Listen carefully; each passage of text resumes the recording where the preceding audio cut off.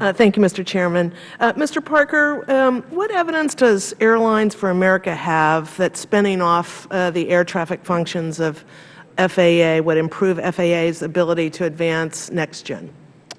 Well, the proof we have is the experience we've seen as it exists, which hasn't gone well. The fundamental reason, we believe, is the governance structure, as has been well stated by others on the panel, this is a commercial function that is run through a political organization, and that creates all sorts of problems for the organization, not the least of which is no real sense of looking forward and funding capital in the future. Look, let me try this.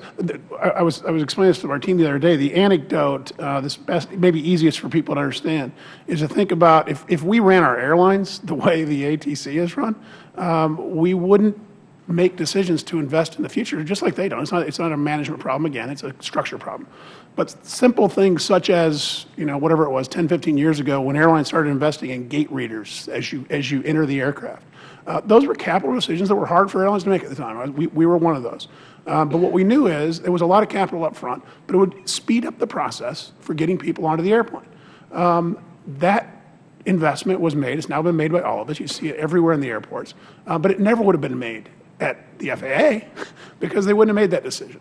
There's still an agent there collecting scanning the ticket. It's not fewer people. They're just much more efficient. You don't have seat duplications.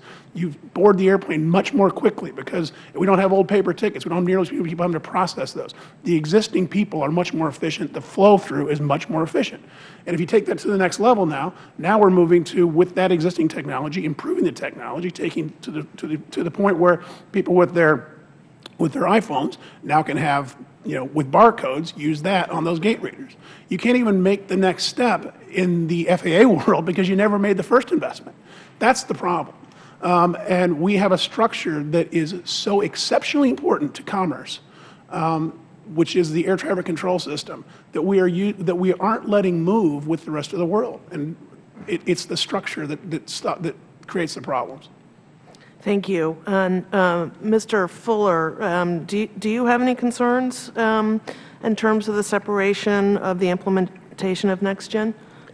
I think the essential concern is that the disruption that's created with an air traffic system that handles the most diverse, complex, and largest air traffic in the world, and putting the entire FAA into a federal corporation doesn't forever foreclose the possibility that some elements of that would be spun off.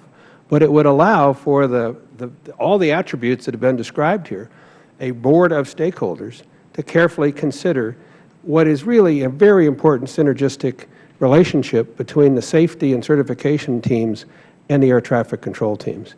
This is what comes through when you talk to the people in the leadership of the FAA today. And while there's a lot of things to criticize in the past, it is worth noting that I think today's FAA, through the work of all of us who've been involved in the NextGen Advisory Committee and RTCA, I think there are better understood priorities, better developed metrics for success, and more attention to what the stakeholders really need as operators in the system. My concern, when you look at Canada or any of the other change where there's a 12 to 24-month formal transition period, and in some cases many years of transition, is that we would freeze the progress we're making in this very important area. So a federal corporation with the entire group held together allows us to continue to make that process, but to actually govern and run the organization, as people have said, in a more business-like way. Thank you. And Mr. Hampton, in your examination of the foreign entities and NAV Canada, have any of those entities taken on or embarked on this kind of large-scale modernization projects like NextGen? Generally, no. Their business model takes a very incremental approach with a very near-term view on investment. Three of the service providers we looked at, though, are working under there's a next-gen similar program in CSAR in European. They're following similar technologies. So that's a next-gen umbrella. But by and large, the air traffic service providers we looked at take a very smaller approach to acquisitions, very much less ambitious. Thank you. I yield back. Would Chairman yield for a minute on that question?